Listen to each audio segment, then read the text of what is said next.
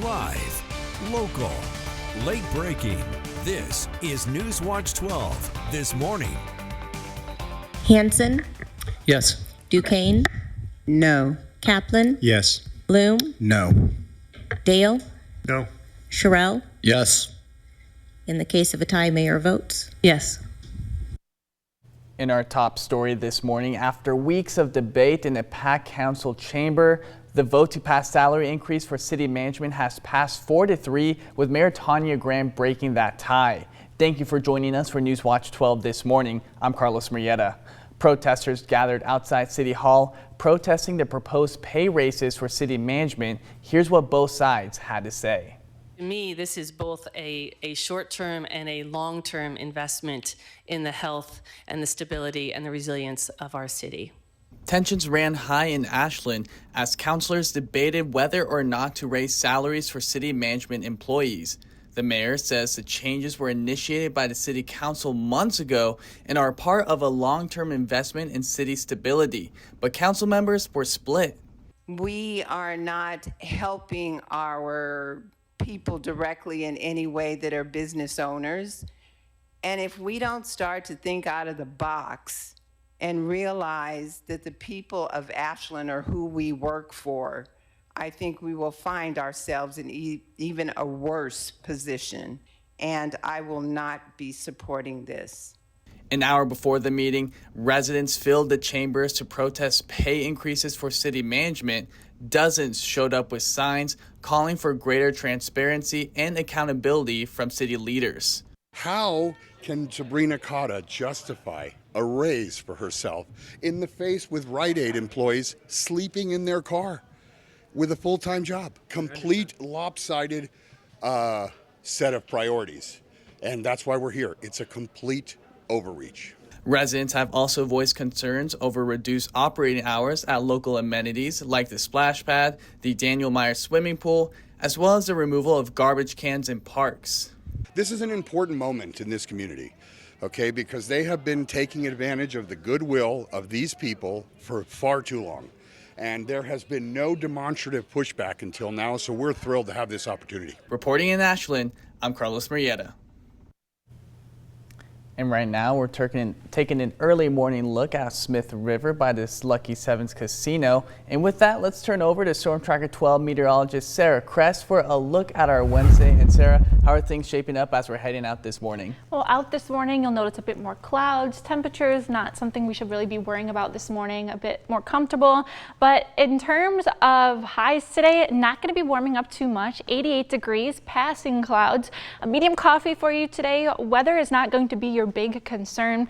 Along the coast this morning, we are waking up with a bit more clouds, the possibility for some AM showers. Areas inland will be staying dry and expect a breezy afternoon. Another look out at Smith River, definitely noticing more clouds, especially compared to areas inland.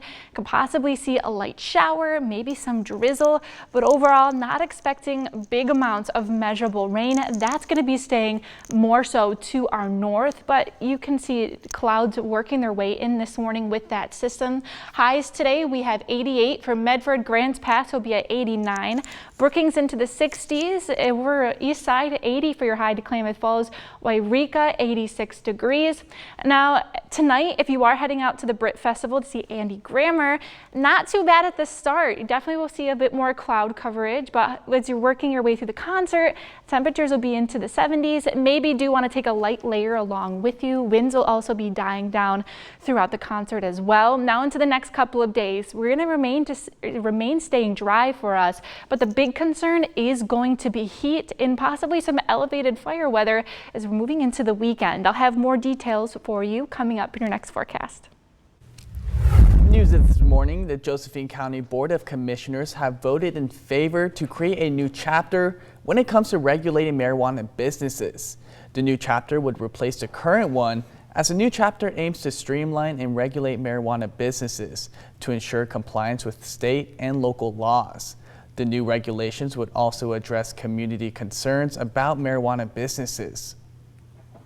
It just seems like we want to support where a lot of revenue could come from someday and not over-regulate it and push people out. I know as a business owner looking at these and looking over these before coming, as I'm looking to expand my very compliant business that I take very seriously, it just makes me want to push into Jackson County with the next pieces of land that I buy and operate there rather than deal with more and more regulation here.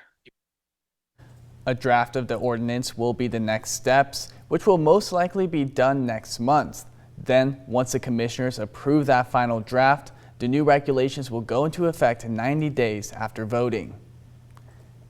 And a shelter-in-place order was issued yesterday due to hazardous cement particles in the air. The Siskiyou County Office of Emergency Services received a call from Mountain Ready Mix at 7:30 in the morning and about an incident that took place. The hazard left a large cloud of brown dust that spread all throughout the sky, and out of caution, the sheriff's office sent out a shelter-in-place right away, even with little information. Not super well versed with cement, but one of the things that it mixes the cement and it carries like a sock over the top to prevent that, and the seal malfunctioned. It has since been remedied, and everything has been taken care of. The incident has been since cleared, and emergency services says there are no long-term threats to public safety and health. And in an update, the Crescent City Harbor District is working with local and state emergency services as the Harbor District estimates nearly $1 million in tsunami damages. According to the Harbor District, the tsunami's impact was more severe than initially thought. Right now, you're looking at footage of the aftermath from the 2011 tsunami. Critical infrastructure beneath the docks were affected, as the biggest concern is the sediment left by the waves, which requires dredging to restore navigation channels. Despite the damage, the investments made after the 2011 tsunami has proved beneficial. And firefighters are continuing to make progress on the Big Cliff Fire in the Klamath National Forest, as containment is now up to 7%. Crews are focusing on the southeast side, where the 654-acre fire is producing spot fires. Incident management expects these fires to eventually merge into the main fire, and closures on the forest and the Pacific Crest Trail remains in place. And on to the money alert. North Medford High School was selected for a $5,000 grant through T-Mobile and is now in the running for a $1 million grand prize. For the second year in a row, North Medford was one of 450 schools selected for grant funding, and it's part of a nationwide campaign called Friday Night 5G Lights that aims to improve small high school football. If North Medford wins the $1 million grants prize, they'll also receive a renovated weight room and an all-expense-paid trip to the SEC Championship. And if you ever thought about getting more involved in local decisions, now is your chance. The City of Medford is now accepting applications for open seats on several of its board and committees. That includes the Art Selection Committee, with one spot reserved for a youth member, along with the Budget Committee and the Unified Appeal Board. City leaders say these roles help guide key decisions and give residents a voice in local government. And moving into our school watch, Rowe Community College is launching a pre-dental hygiene course this upcoming fall. The new course is online and aims to introduce students to the foundational concepts in dental hygiene. This includes terminology, assessing oral health, and how to plan appropriate dental hygiene treatments. The course expands on opportunities for students interested in dental careers. And tomorrow, Attorney General Dan Rayfield, along with Representative Pam Marsh and Senator Jeff Golden, will be hosting a town hall at Southern Oregon University, and residents are invited to share their experiences on how they have been impacted by federal actions. Whether that's healthcare, federal workers, school, immigration, and more, that input will be used to help shape legal strategies to protect the state's interests. The town hall will take place at SOU in the Stevenson Union starting at 6 p.m. And today marks the start of a summer tradition in Wairika. The Siskiyou Golden Fair is back, and this year it's celebrating a major milestone. The fair kicks off today and runs through Sunday with this year's theme, 100 Years Past, Always a Blast. Gates open at 3 p.m. today, then daily at 10 a.m. for the rest of the week starting tomorrow.